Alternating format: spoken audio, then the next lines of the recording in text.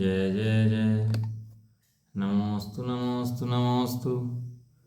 नमो ह्रीं नमो सिद्धाणं नमो आर्याणं नमो उज्जायणं नमो लोये सवसावणं।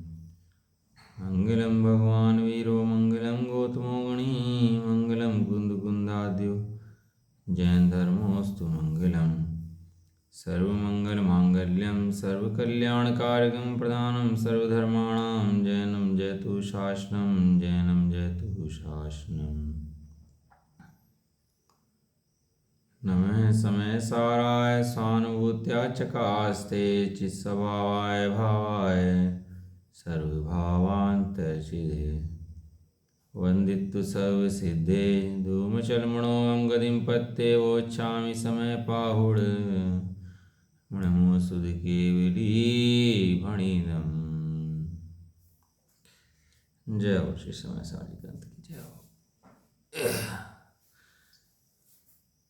ज्ञान का प्रकाशक समय सार जी ग्रंथ।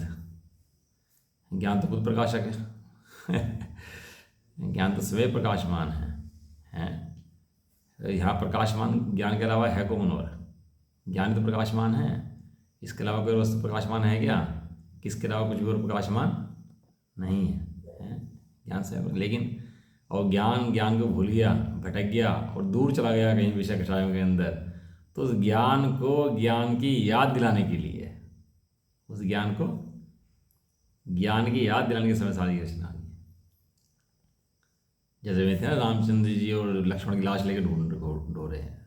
न्यायवान, विवेकवान, सम्यक दृष्टि राजा, सबके प्रिय श्री रामचंद्र जी, और क्या कर रहे थे? लक्ष्मण की लाश लेकर ढूंढ रहे। अब कोई कह देना उनसे कि ये भाई जिंदा नहीं है, मरा है, तो पता क्या कहते उससे?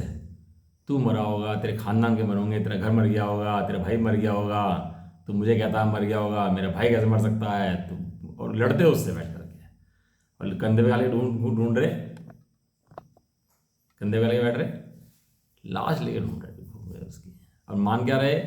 और लड़ रहे उसके लिए। तो वो देव आए ऊपर से, उन्होंने क्या करा फिर पता आपको? 3-4 काम करे उन्होंने, जो करे हैं। और वो रेत पेल रहे और तेल निकालने की कोशिश कर रहे। तो रामचंद्र जी कह रहे तेल पेल रहा है, पागल है कहीं, इसमें तेल निकलता हुआ रेत में से है? हम भी तो ये कर रहे हैं ना दिन रात और जीवानी कहता ये रही ना कि क्यों तेल निकालता है, तेल है इसमें कहीं है। और क्या कर रहे हैं? उन्होंने पत्थर के ऊपर बीज बोने शुरू कर दिए हैं। कहना पत्थर पे बीज, कहना पत्थर के निकलते होंगे पेड़ पौधे, तो पत्थर बीज बो रहा है। और पानी में से मक्खन निकालने की कोशिश करे, जब पानी में से मक्खन निकलता होगा, पानी पी रो रहे बैठ करके। तो कह रहे आप क्या कर रहे हो, आप क्या कर रहे हो? और 3-4 प्रसंग उसके अंदर बड़े बढ़िया हैं। मतलब सही में अब क्या है कि वो न्यायवान तो थे और विवेकवान थे, लेकिन क्या हो गया था? भ्रम से मुर्दा को क्या मान लिया?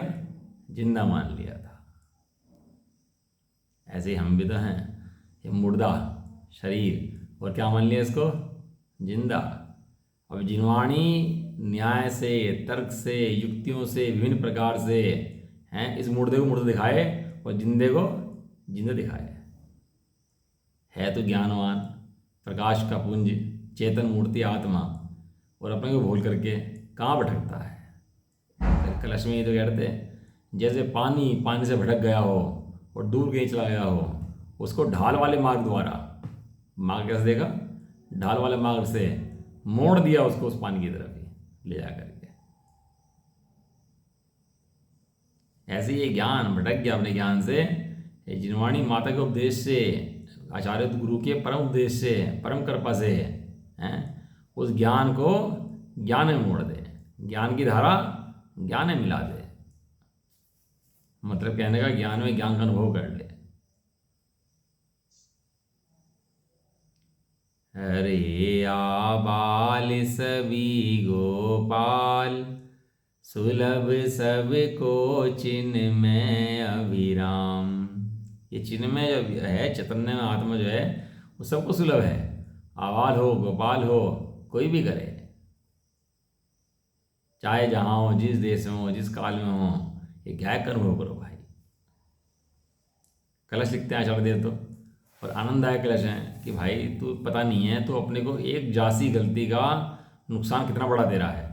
गलती तो है लेकिन छोटी गलती नहीं है, बहुत भयंकर गलती है। वहाँ कोई चींटी बचा ले, बाहर में चींटी मरती हो, मकोड़े मरते हों, हैं कोई पंचेंद्र जीव मरता हो, हिंसा हो रही हो कहीं, तो वहाँ तो हिंसा दिखती है, लेकिन ये अंदर में फैक्ट्री चल रही है हिंसा की, इसे कौन देखेगा कि मैं तो कोई हिंसा नहीं कर रहा जी, हम तो बिल्कुल सीधे साधे बैठे रहते हैं, अब किसी को भाई साहब कुछ कहा ही नहीं कभी हमने तो, हैं हमें तो कभी लड़ाई किसी से हुई ही नहीं है, हम नहीं भाई साहब किसी कुछ कहते।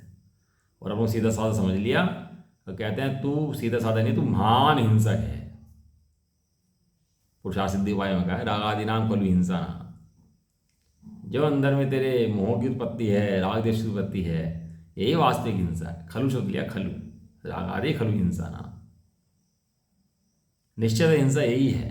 और जो बाहर में मारना जीना है ना, ये तो सब व्यवहार से है, ये कोई हिंसा विंसा नहीं है, ये तो व्यवहार की कहा जाता है।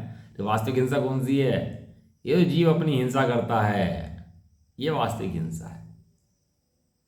दिया उसमें हिंसा कौन है, हिंसा कौन है, हिंसा किसकी हो रही है और हिंसा का फल क्या है? हिंसा का फल क्या है?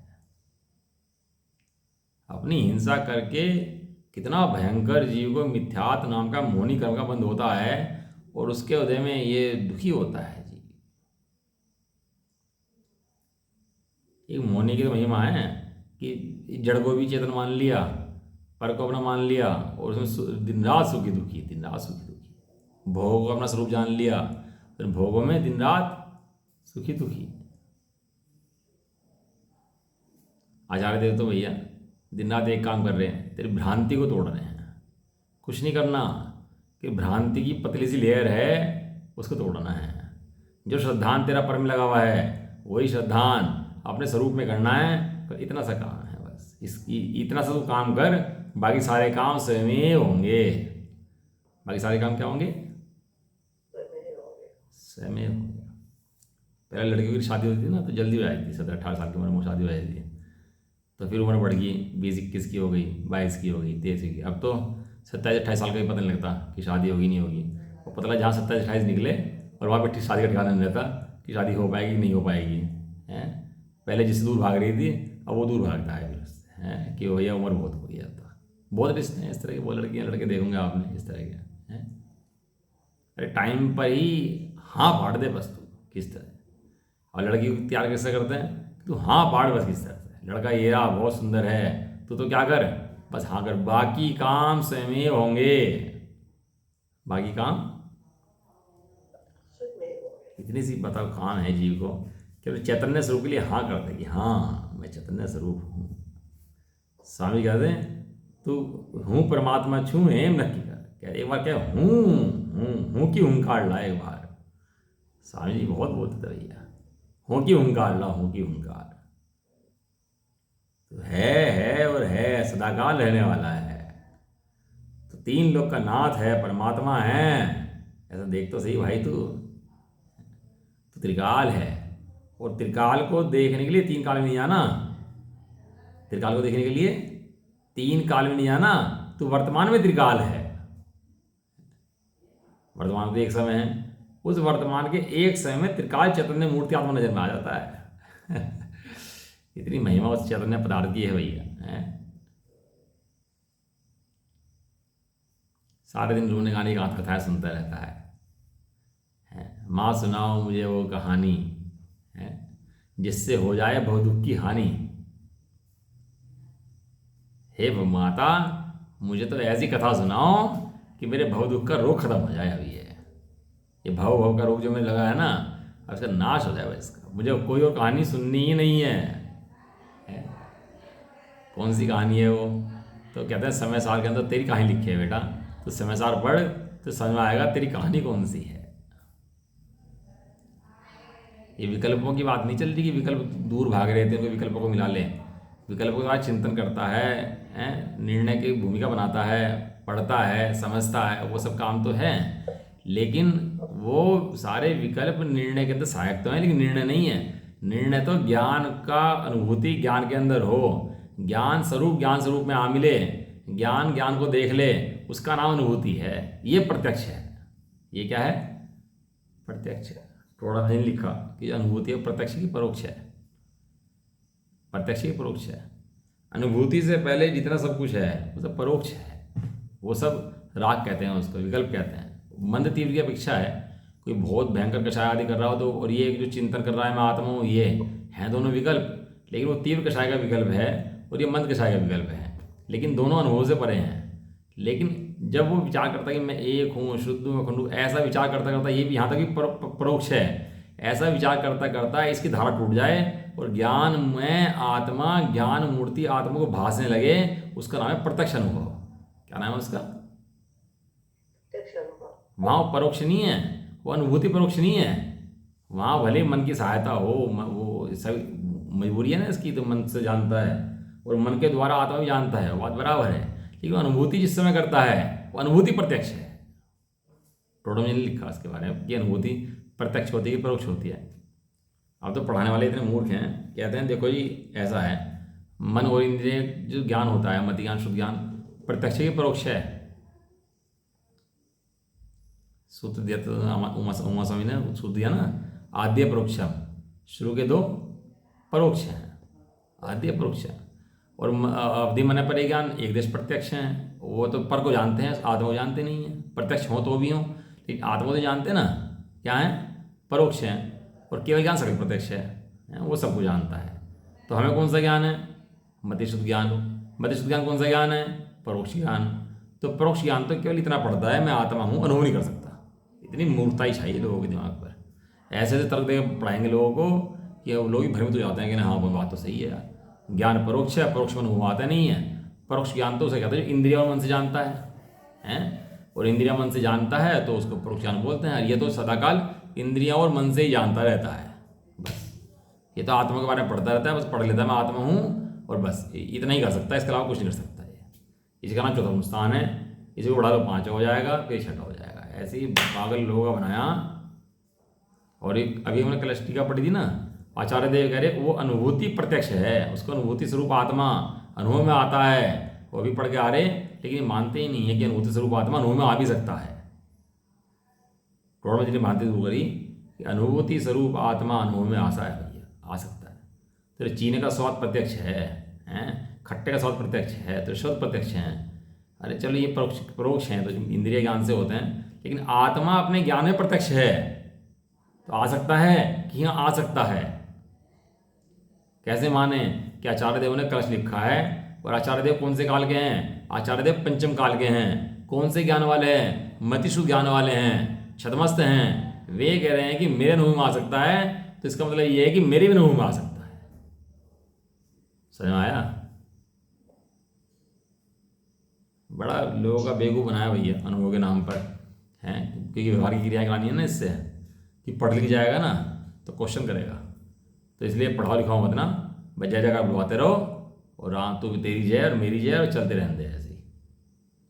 देश के अंदर भी ऐसा ही है, धर्म के नाम पर बुलवाते रहेंगे, पढ़ाएंगे नहीं। क्योंकि धर्म के नाम पर बुलवाते रहो तो बढ़िया है, तो क्या है कि पढ़ेगा है नहीं, और धर्म के नाम पर लड़ता रहेगा बस। तो हमारी जगह होती रहेगी नेताओं की। इसलिए तो ये कराते हैं दंगे फसाद नेता लोग। क्यों कराते हैं? वो उलझा रहेगा इन्हीं कामों के अंदर ही, कि पढ़ लिख गया तो क्वेश्चन पूछने लगेगा। ऐसे यहाँ पर भी है, धर्म क्षेत्र के अंदर भी। अगर धर्म पढ़ लिख गया ना, ये इसने गाथाएं पढ़ ली समझदार जी की और समझ गया ये है, तो क्वेश्चन पूछना शुरू कर देगा ना फिर ये। अब ऐसा आदमी चाहिए नहीं जो क्वेश्चन पूछे। यहाँ तो खाली ऐसा अंधभक्त चाहिए जो आँख मीचे और जय जयकार, आँख मीचे और जय जयकार, क्वेश्चन नहीं पूछना चाहिए। चलो कलश नंबर हमारा चल रहा है 95 नंबर, 94 हो गया कल हमारा। 94 नंबर बहुत बढ़िया था कि भेद ज्ञान रूप ढाल वाले मार्ग से उपयोग को उपयोग में मिलाता हुआ विज्ञान घन स्वभाव में आ मिलता है। जो घर से दूर बह रहा था, भाग रहा था, वो घर में आके आ जाता है, मिल जाता है। तो क्या कह रहे हैं? विकल्प परम कर्ता, विकल्प कर्म केवलम, न जातु कर्त कर्मत्वम, सविकल्पस्य नश्यति। अब कर्ता कर्म अधिकार का उपसंहार करते हुए कुछ कलश रूप काव्य कहते हैं। आचार्य देव कर्ता का अधिकार पूरा हो रहा ना, तो कुछ कलश रूप काव्य बता रहे हैं कि भैया सुनो इसमें क्या सार आया है, वो संक्षेप में उसका वर्णन करते हैं। उनमें से प्रथम कलश में कर्ता और कर्म का संक्षिप्त स्वरूप कहते हैं। श्लोकार्थ। विकल्प करने वाला ही केवल कर्ता है और विकल्प ही केवल कर्म है, अन्य कोई कर्ता कर्म नहीं है। जो जीव विकल्प सहित है उसका कर्ता कर्मपना कभी नष्ट नहीं होता। विकल्प माने मिथ्या सहित है। टोटल ने लिखी फिर विकल्प और सह विकल्प से निर्विकल्प होने की विधि। आप पढ़े करो थोड़ा सा। टोटल जी का जो मोक्ष पास है ना, वो सारे कॉन्सेप्ट क्लियर करने वाला शास्त्र है। तो इतना गजब शास्त्र है, कुछ ना समझ में आ रहा हो ना, टोटल जो खूब पढ़ो, खूब पढ़ो। जैसे पानी निर्मल हो जाता है फिटकरी गिरने से, ऐसे मोक्ष प्रकाश पढ़ने से श्रद्धा निर्मल हो जाता है। सारी शंकाओं का समाधान मिल जाता है वहाँ पर मोक्ष प्रकाश के अंदर। एक ग्रंथ मात्र ऐसा है जिसके अंदर सारे इतना बढ़िया तरीके से समझाया है, हर चीज़ को कॉन्सेप्ट ही क्लियर कर दिया बिल्कुल सारा सारा। बोलने सिखा दिया टोटल मल जी ने लोगों को, नहीं तो कौन बोल पाता। करे करम सोई करतारा, जो जाने सो जानन हारा।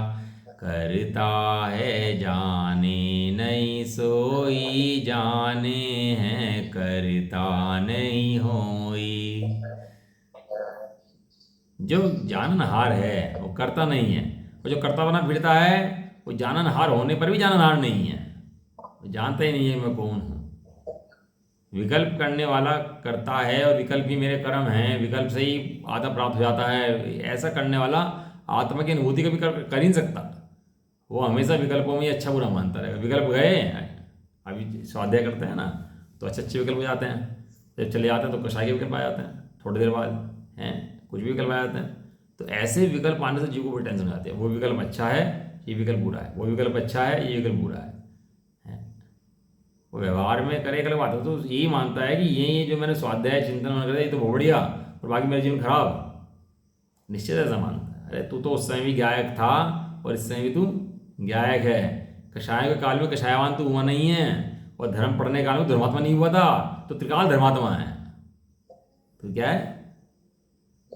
त्रिकाल धर्मात्मा है। त्रिकाल धर्मात्मा है, त्रिकाल धर्मात्मा है। विकल्प तेरा स्वरूप नहीं है।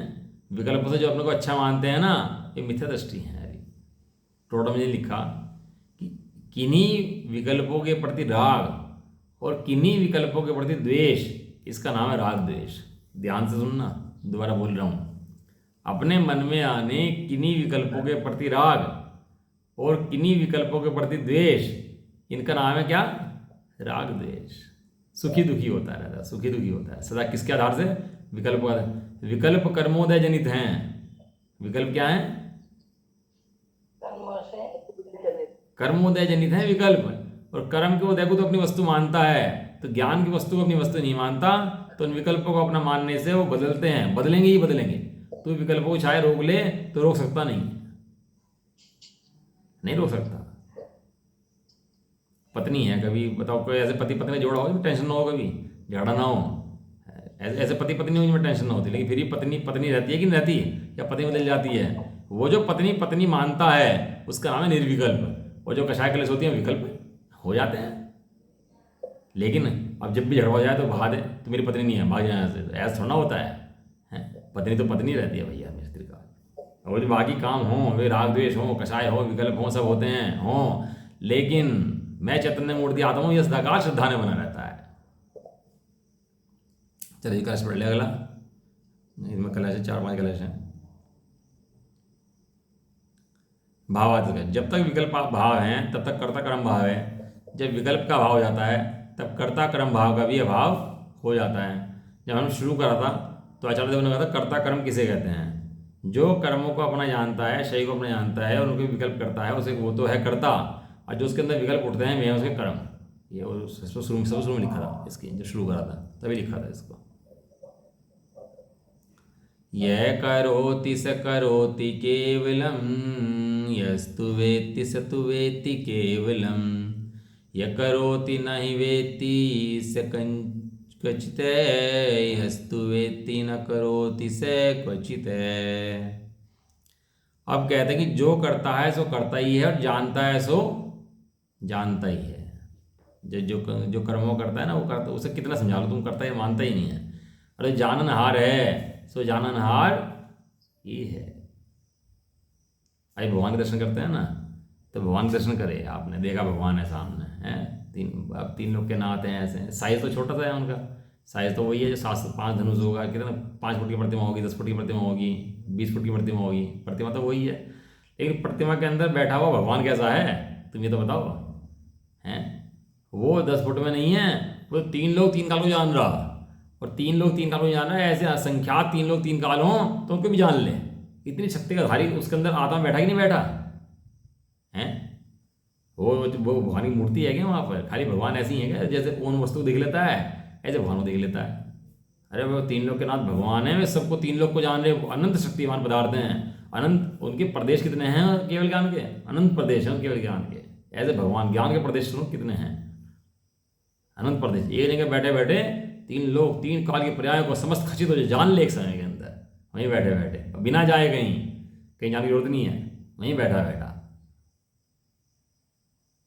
जो करता है, जो जानता है जानता है। श्लोकार्थ, जो करता है सो मात्र करता ही है, और जो जानता है सो मात्र जानता ही है।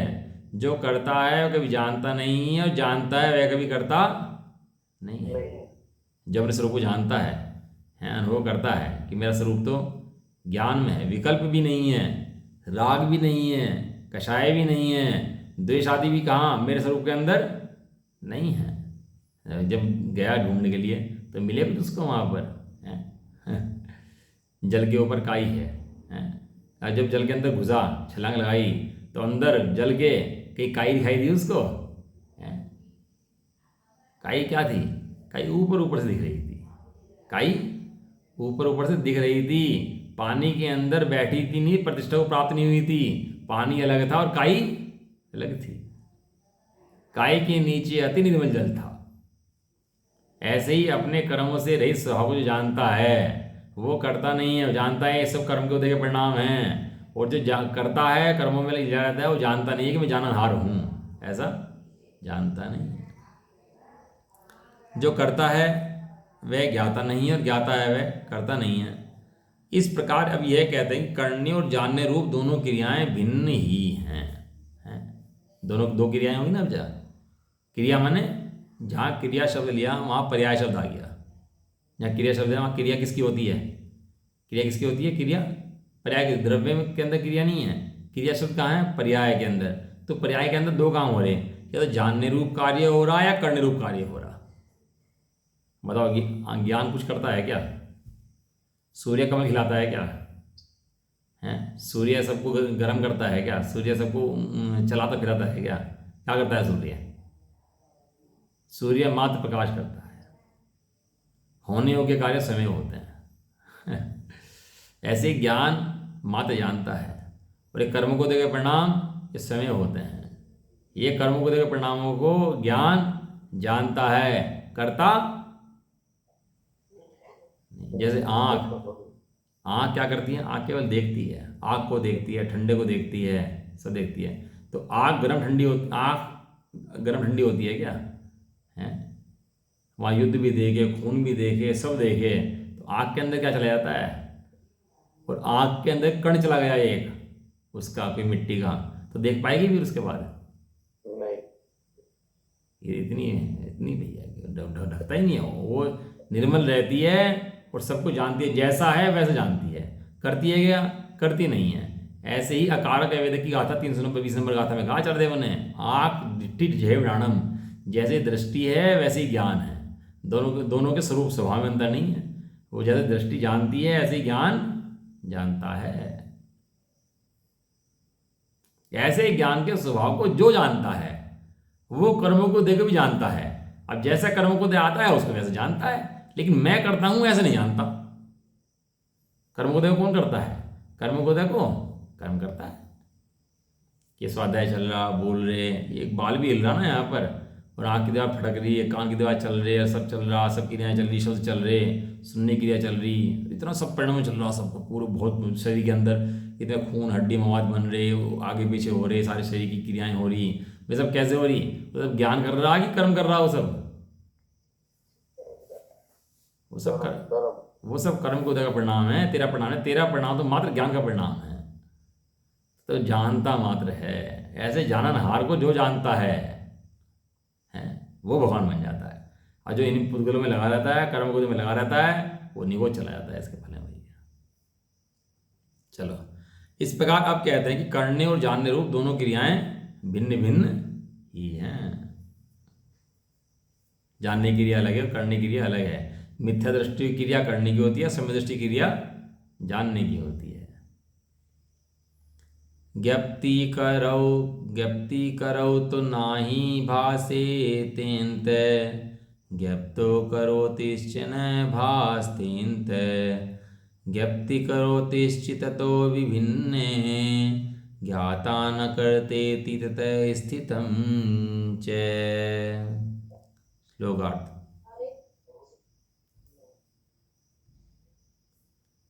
करने रूप क्रिया से भीतर जानने रूप क्रिया भाषित नहीं होती, और जानने रूप क्रिया के भीतर करने रूप क्रिया भाषित नहीं होती।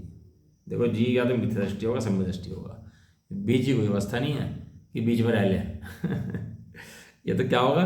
सम्यक दृष्टि। या क्या होगा? मिथ्या दृष्टि। दो में से एक जरूर होगा। जितने जीव बैठे, दो में से एक जरूर मिलेंगे। और देखो, मोक्ष वगैरह सब कहने की बातें हैं, या स्वर्ग के सुख हैं, नरक के दुख हैं, सब कहने की बातें हैं। इस जगत में जीवों के दो ही विभाग हैं, एक विभाग सम्यक दृष्टि और विभाग मिथ्या दृष्टि।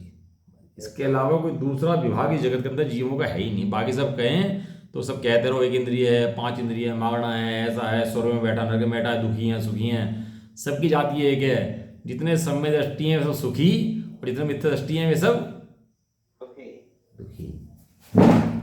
ये है, अब क्या करें, ऐसे ही है भैया। अब वो जीव क्या है, क्रिया परिणाम बदल के सुखी मानता है अपना को। मैं क्रियाएं बदल दी, परिणाम भैया हमारे बहुत बढ़िया हो रहे, परिणाम बदल दिए। अरे तुझे अपना ज्ञान स्वरूप आत्मा भासता ही नहीं, भासता केवल इतनी बात है। जिससे नहीं भासता उसे मिथ्या दृष्टि, तो कितनी बातें बना। और जिन्हें भासता है सम्यक दृष्टि, उन्हें बात बनाने की जरूरत नहीं है। उसके लिए करना कुछ नहीं है, कोई पहाड़ ढोने हो, कोई पहाड़ तोड़ने हो, कोई ऐसा काम नहीं है कि भोड़ा काम करना हो। सदगुरु कहे सहज का धंधा। आगे क्या है? वाद विवाद करे सो अंधा। आवाज आ रही नहीं आ रही? सदगुरु कहे, इससे ज्यादा सहज क्या होगा कि तेरा ज्ञान सहज है। और इससे ज्यादा सहज बात कौन सी बताएं, बता। विकल्प करने में बोझा है। शास्त्र पढ़ने का, खोलेगा, विकल्प करेगा, उपयोग को भागते हुए उधर लगाएगा, चिंतन करेगा, मन करेगा, मैं शुद्ध हूँ ऐसा विचार करेगा, इतना बोझा है। लेकिन सदगुरु है सहज का धंधा। इस सहज के धंधे में कौन सा तो कुछ करना है? तो चलती हुई दुकान है, चलती हुई पैड़ी होती है ना, बच्चा पैदा हो गया, चलती हुई पैड़ी है अपनी, चलती दुकान चल रही है अपना। तो तुझे क्या करना? चलती हुई दुकान पे बैठना है बस, है तो कुछ बनानी नहीं है, तो फैक्ट्री लगानी नहीं है। क्या करना है? चलती हुई दुकान पर बस तू बैठ, दुकान चलती हुई है, बस तू बैठ। अब कोई अकल का बुद्धू उसे बर्बाद करे, खराब करे दुकान, चलती दुकान को भी, तो ऐसे मूर्खों को क्या कहेंगे बताओ।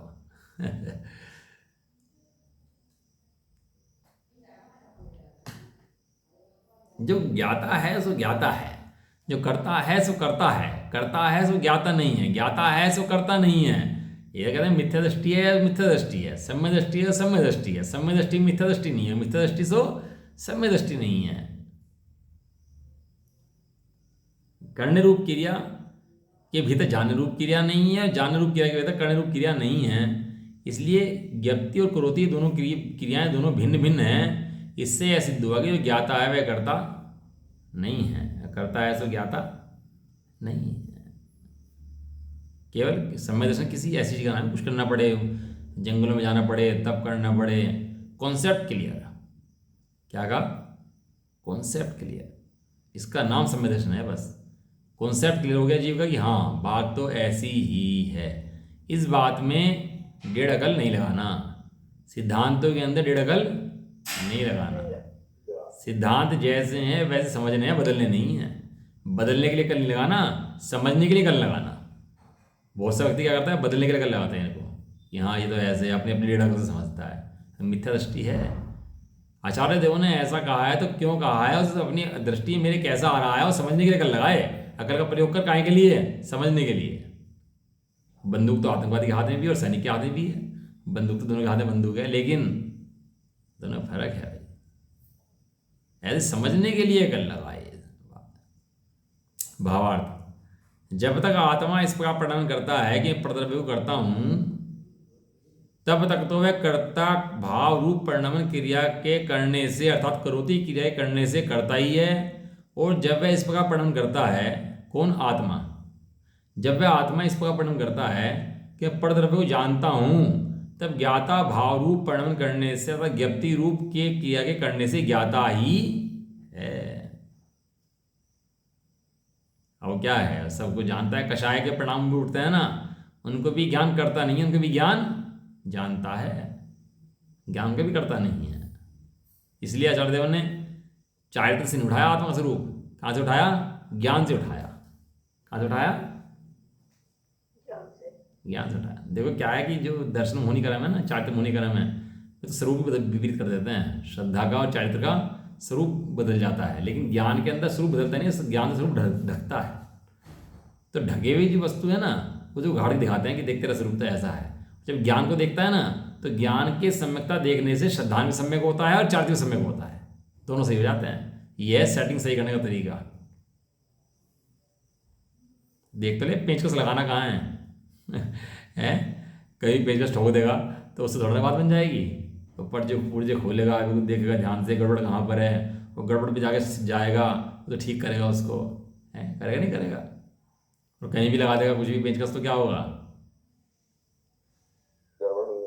सारा काम खराब कर देगा, है ऐसा। चलो अगला कलश है। यहां कोई प्रश्न करता है कि अवृत सम्य दृष्टि आदि को जब तक चारित्र मोह का उदय रहता है तब तक कषाय रूप परिणम करता है, इसलिए वह उसे कर्ता कहलाता है या नहीं कहलाता है। चारित्र मोहिनी के अंदर क्या है ना, जो वीतरागी परमात्मा है, चारित्र मोह चला गया उनके तो चारित्र मोह की प्रकृति है नहीं, तो वे तो पूर्ण सुखी हैं। भगवान कैसे हैं, पूर्ण सुखी हैं, वीतरागी हैं, केवल ज्ञानी हैं, पूर्ण सुखी हैं एकदम। अनंत सुखी नहीं कह रहा, पूर्ण सुखी कह रहा। थोड़ा समझ में फर्क में समझ में आ रहा, समझ में आ रहा, फर्क नहीं आ रहा, पूर्ण सुखी और अनंत सुखी। हाँ फर्क है ये तो कह रहा हूँ, शब्द समझा करो। 11वें और 12वें गुण स्थानार्थी पूर्ण सुखी हैं और 13वां गुण स्थानार्थी अनंत सुखी है। 11वें 12वें चारित्र मोह बिल्कुल नहीं है, एक के बैठा हुआ है, एक के खत्म हो गया है ऐसा। तो ये क्या है, पूर्ण सुखी हैं। लेकिन जब उसकी चार वे चलेगी ना, 3 कर्म करते हुए चली गई हैं, कौन कौन सी, ज्ञानावरणी की, दर्शनावरणी की, अंतराय की, जब अंतराय कर्म हटा तो जो पूर्ण सुख था उसको अनंत सुख कहा जाता है। क्या कहा जाता है उसको, अनंत सुख, अनंत बल के धारी हो गया अब। तो इससे निचली भूमिका में चारित्र मोहन कर्म है, मिजाजों को भी है, शाहों के भी है, समय दृष्टि के भी है, सबके क्या बैठा है, चारित्र मोहनी कर्म रहता है। और चारित्र मोहनीय कर्म के उदय से कषाय होती है। देखो क्या है, जो मिथ्या दृष्टि है वो कषाय करता है, और जो सम्य दृष्टि है वो तो चारित्र मोहनीय कर्म के उदय से कषाय होती है। फर्क समझ में आया दोनों बातों के अंदर,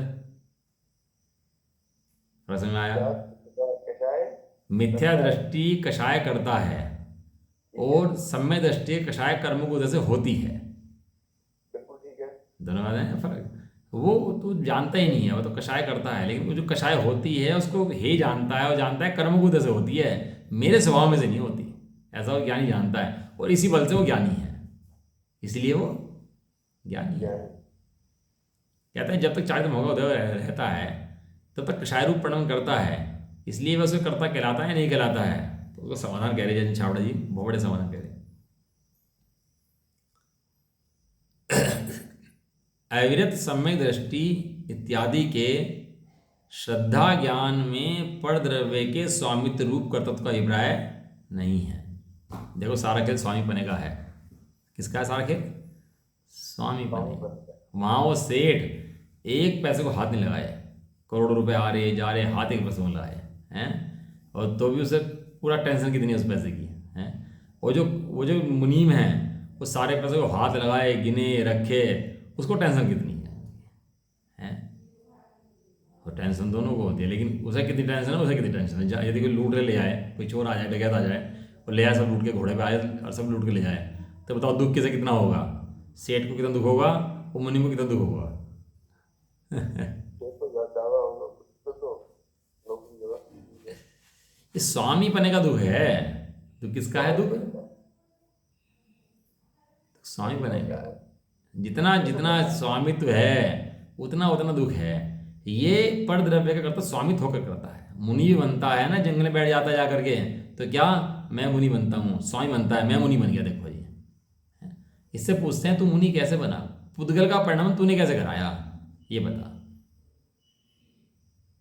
भले मुंह से कुछ ना कहे और अंदर में माने कि मैं मुनि हूँ, मैं मुनि बना हूँ, मैंने मुनि कपड़े छोड़े हैं, तो ये कहते हैं तू परद्रव्य करता है तो तेरा स्वामी तो उसके ऊपर है, तो तुझे परद्रव्य ग्रहण कर नहीं सकता, तो त्याग कैसे कर दिया, तू सबसे बड़ा चोर है, सबसे बड़ा चोर है।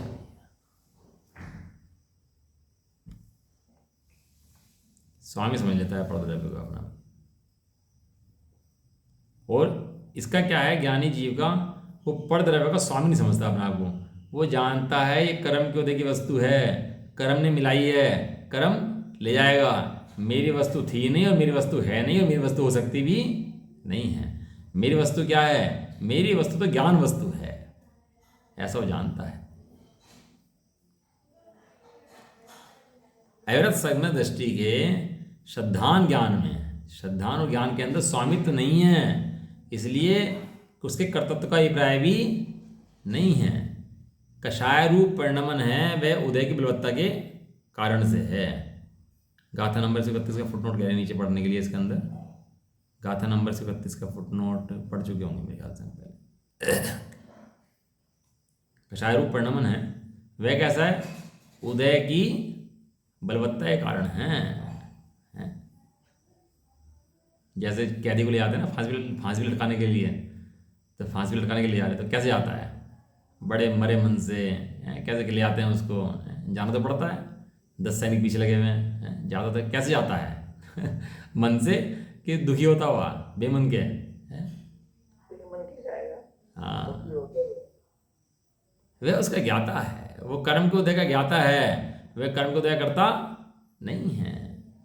वो कर्म को देखो आता और ध्यान नहीं होता उसको, सम्यक दृष्टि जीवों को बहुत अल्प जाते हैं, होते हैं तो कोई बडर नहीं आता, क्योंकि जानता है कर्मों का उदय का खेल है, मेरा खेल नहीं है। इसलिए उसके अज्ञान संबंधी कर्तव्य नहीं है। अज्ञान संबंधी माने स्वामित्व संबंधी कर्तव्य नहीं है। अज्ञान कहो, स्वामित्व कहो, चारित्र मूल्य कहो, ये सब एक ही बातें हैं, सब कर सबकी एक ही बात है। निमित्त की बलवत्ता से परिणमन का फल किंचित होता है, वह संसार का कारण नहीं है।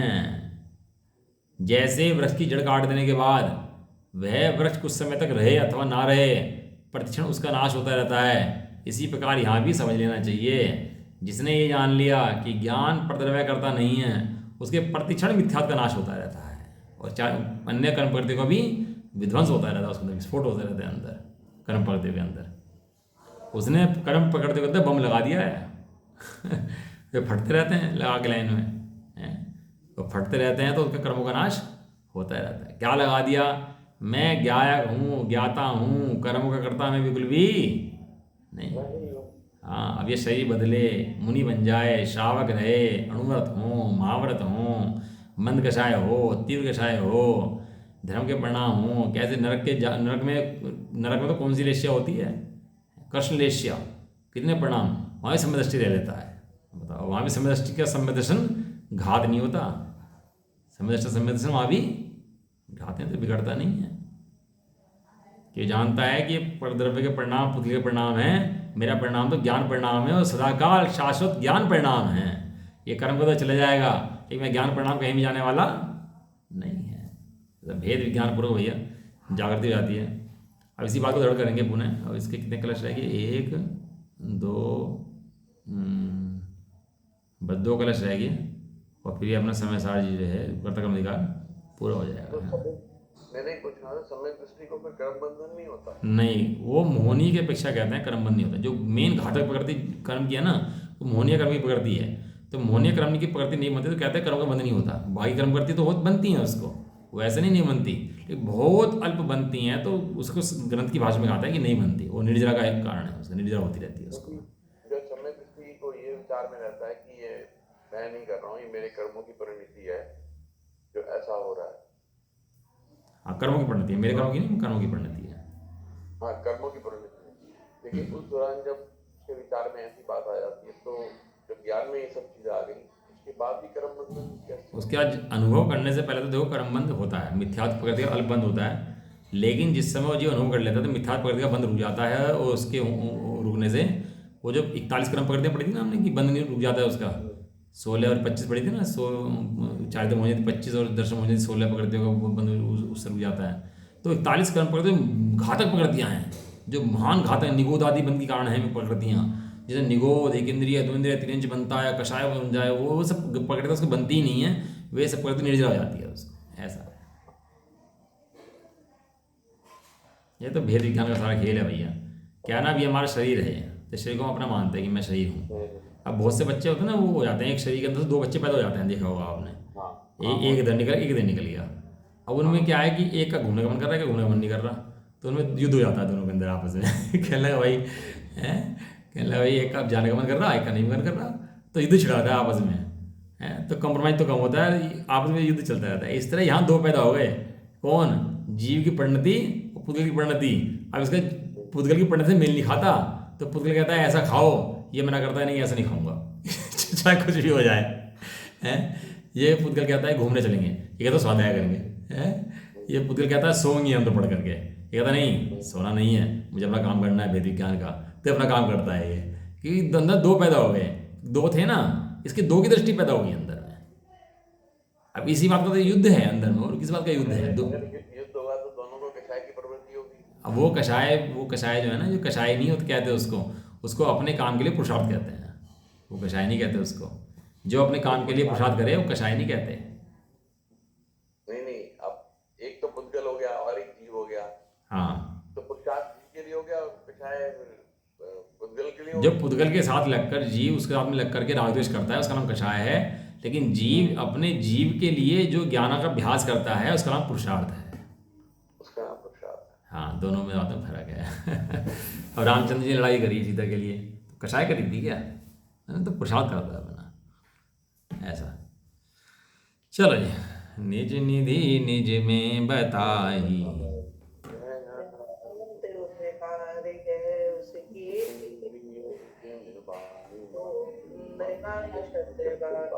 नमोकार मंत्र।